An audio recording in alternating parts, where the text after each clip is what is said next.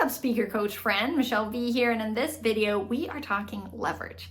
I don't know about you, but leverage is one of my very favorite things. It's one of my biggest values. It's how can I do more with less? How can I take a little action and get a big result? And that's why we love speaking so much, right? Because we know that speaking is a leveraged play. It's whenever I get on stage and I spend my hour in front of people, I'm not just talking to one person, I'm talking to 50 people, 100 people, 1,000 people, 10,000 people. And the same amount of time that I have is leveraged to serve so many more lives. And so in this video, I want to talk about how do you leverage what you do in order to bring more value for the event hosts and the audience that you serve whenever you get up on stage, whether that's a podcast or a summit or a conference or a keynote, it doesn't matter, this applies. And today I'm going to give you 3 levers that you can pull in order to increase the value that you give in this marketplace. Because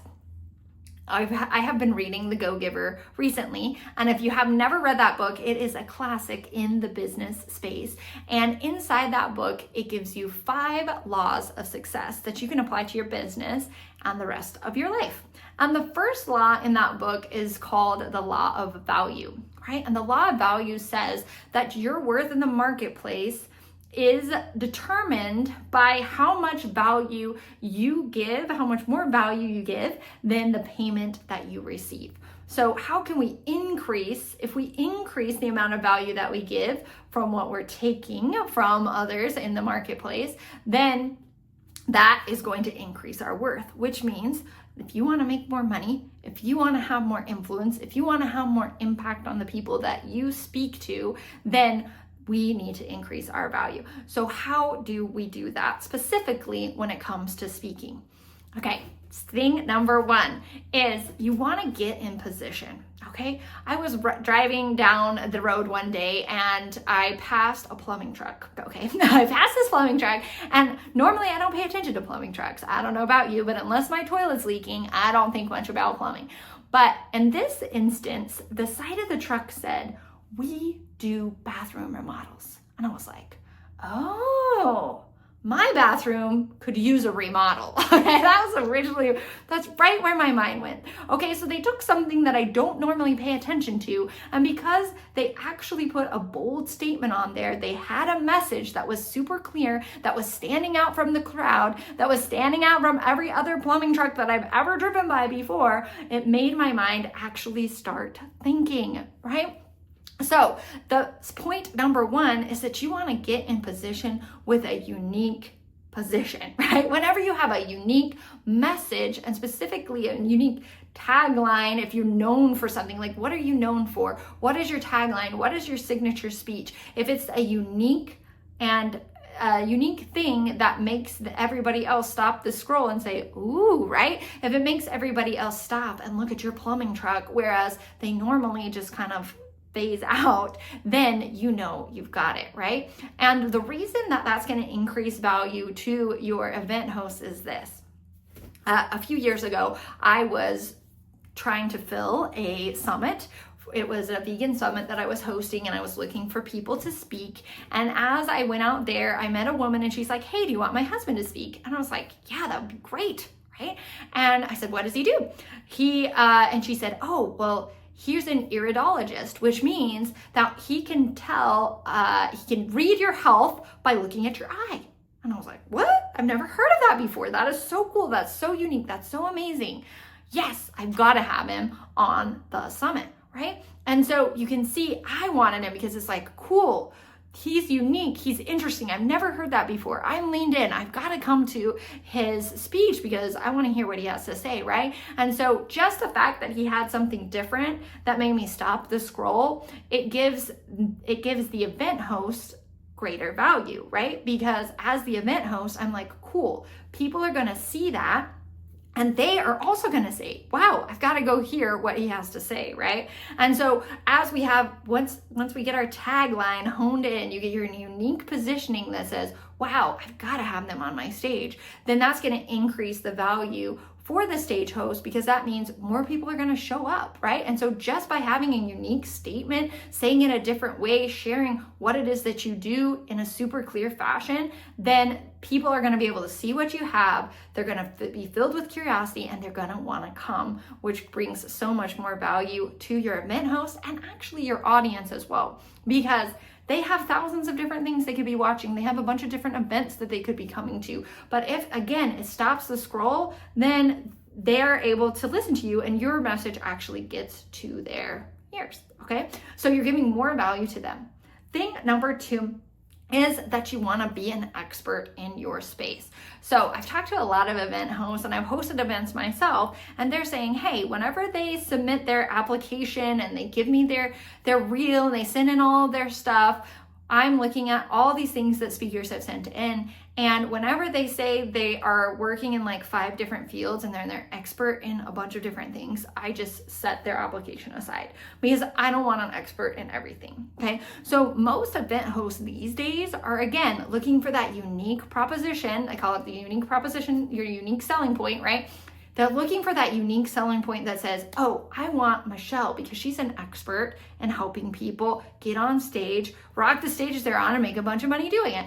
I want Ada because she's a chain breaker expert. She's going to help people X, right? And so I want you because blah, blah, blah, blah, blah, right? I want that guy because he's the iridologist, because he's the expert in helping people read their health through their eyes, right? So they're looking for someone who's an expert, again, because it's going to make them unique. It's going to show their audience that they have something special. The other reason that they do that is because, hey, if I give you my speaker sheet, right? It's like my little app, it's like my little resume. If on my resume I say, ooh, I help people stop overeating, I help people live a plant-based diet, I help people with speaking, oh, and I help people to change their carburetor, right? If I have like all these things going on, then they know that I'm not focusing on one thing. I'm not being an expert in one thing. I'm not digging through and really understanding all aspects of one thing, because I'm talking about so many other things.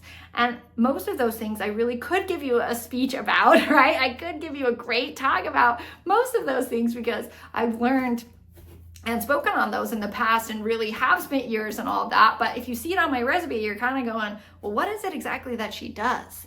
Again, which causes confusion, not curiosity. So we want to be as clear as possible, narrow down. And even if you do have several topics that you speak on, you're going to present yourself as an expert in one thing to that specific stage so that you can, it increases your value. They know who you are, and they're going to want to refer you, and they're going to be easily able to tell somebody, hey, this is who she is and this is what she does. Okay, so then the third thing there's lots of things, but the third thing that we're going to talk about today is to serve first. Serve first. So whenever, again, really, even though the internet's amazing and we have AI and we've made so many technical advances, everything in business is still about relationships. And if you show up and you love them, you've done your research on them, you're listening to them, you come on time, you give them value first, then they're going to want to give you value back. So you being able to know exactly what it is. Well, here's a great example, right? You want to take a little bit of time to research, what is this event about? What is this podcast about? Is my thing that I do and that I speak about even going to help this audience? And if it is, once I research, hey, this is going to help their audience and this is how I'm going to help their audience. Again, that event host is going to look at it and say, wow, they've done their research. Wow, they already listened to some of my stuff. They actually care about what I'm doing. They've already positioned themselves, again, in a unique way that's going to be great for my audience. And so that saves me, as the podcast event host, a lot of time to have to try to come up with that myself, or to look at all these applications and say, actually, no, yes, right? It's saving them time. And then as you come on and you do as instructed, you show up on time, you do as instructed, then that starts building trust with them that says, cool, I love you, you've been amazing, you've helped so much, and now I want to share what you do with other people.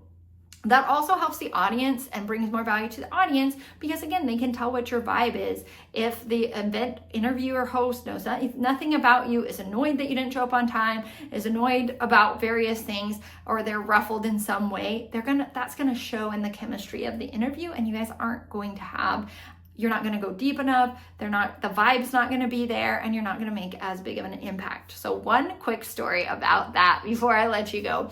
Last one, right? I just kidding. Whenever I served a mission in Japan, and whenever I went to Japan, they paired us up and we had companions. Whenever we go out for our missionary work, you had a companion, and this companion would change every so often, so you didn't always have the same one. But I noticed when my companion and I were in unity, and we were having fun and we were joking around and we were listening to the person and not just selling them on the gospel all the time, right? If we really had fun and listened to them and talked to them and showed them, really helped them feel like a person first, then they were so much more willing to listen to us. And we booked so many more appointments and we were able to share our message so much more than those times when we just went out there and said, hey, I'm a missionary, you want to hear what I have to say, right? It was such a different, then you can be doing that all day long, and let me tell you, it is torture, okay? So just really being able to build those relationships is a solid thing. So remember that you're gonna have your unique message, your unique positioning. You're going to be an expert in that space, and then you're going to build those relationships and serve first, and that's going to build your value in the marketplace, which means you can actually go on less interviews and you're going to get more out of them, which is the ultimate of leverage. So go out there and test those out. Comment below, let me know how they went, and again, remember, you have a message that matters. Time to take it to millions.